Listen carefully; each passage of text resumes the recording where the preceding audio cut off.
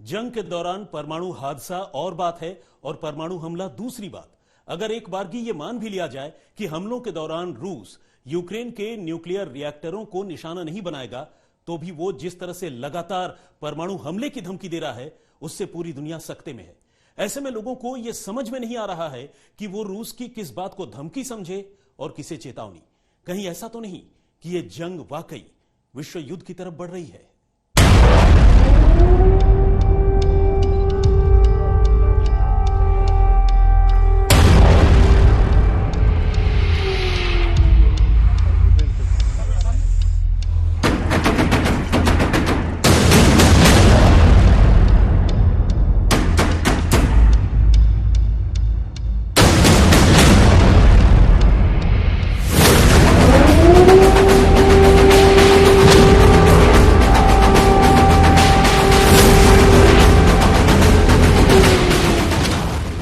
ये तो रही जंग के बीच न्यूक्लियर सेंटर पर हुए हमले और उससे मचने वाली तबाही की बात।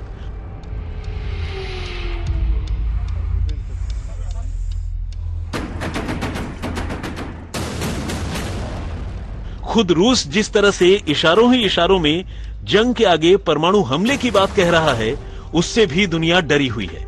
आपको याद होगा कि पिछले दिनों रूसी राष्ट्रपति व्लादिमीर पुतिन ने अपने न्यूक्लियर डेटरेंट फोर्स को तैयार रहने की बात कहकर सनसनी फैला दी थी।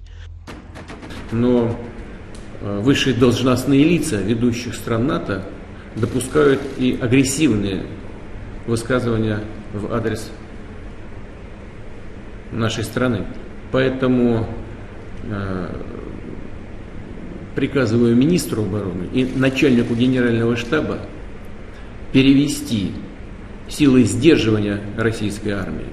अभी दुनिया इस सदमे से उबरी भी नहीं थी कि फिर से रूस के ही विदेश मंत्री लावरोव ने यह कहकर चौंका दिया कि अगर रूस और यूक्रेन की जंग तीसरे विश्व युद्ध की तरफ बढ़ती है तो वो एक न्यूक्लियर वॉर यानी परमाणु युद्ध होगा। जानकारों की माने तो ये रूस की नेटो पर दबाव बनाने की रणनीति का हिस्सा है, लेकिन इसमें कोई दो राय नहीं कि कई बार बातें बढ़ते और बिगड़ने में देर नहीं लगती।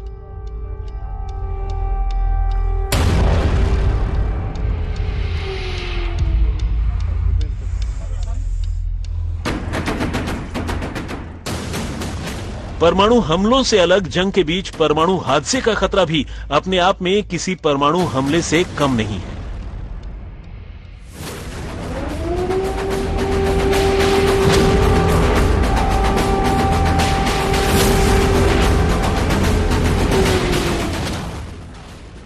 आज तक ब्यूरो।